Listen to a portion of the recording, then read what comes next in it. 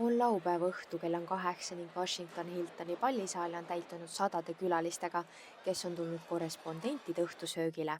16 minutit pärast 8 tutvustatakse laval USA presidenti Donald Trumpi ja esileedi Melania Trumpi ning programm algab plaanipäraselt. Umbes kell 8:30 alustavad külalised õhtusöögiga, õhkkond on rahulik ja miski ei viita sellele, et midagi võiks valesti minna.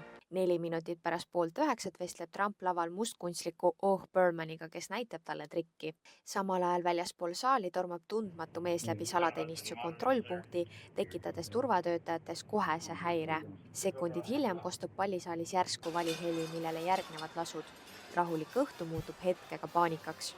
11 sekundit hiljem reageerib salateenistus, kes ümbritseb presidendi ja viib ta lavalt minema, samal ajal kui J.D. Vance evakueeritakse kiiresti teises suunas. Umbes kell 20:40 varjuvad külalised laudade alla, pallisaalis valitseb segadus ja hirm ning inimesed püüavad aru saada, kas tegu oli päriselt tulistamisega. 7 minutit pärast 9 peatatakse tulistaja ning ta võetakse kinni.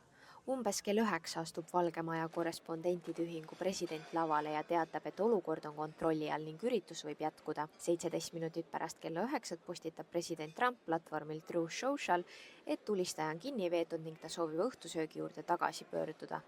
Umbes kell 21:40 hinnatakse olukorda uuesti ning otsustatakse, et üritus siiski lõpetatakse. Kell 21:45 jõuab FBI väidetava tulistaja Cole Alleni koju Californiasse. Pärast kella 10 lahkub Trump hotellist autokolonniga, mis viib ta turvalisse asukohta. Ka enamik külalisi on selleks ajaks lahkunud.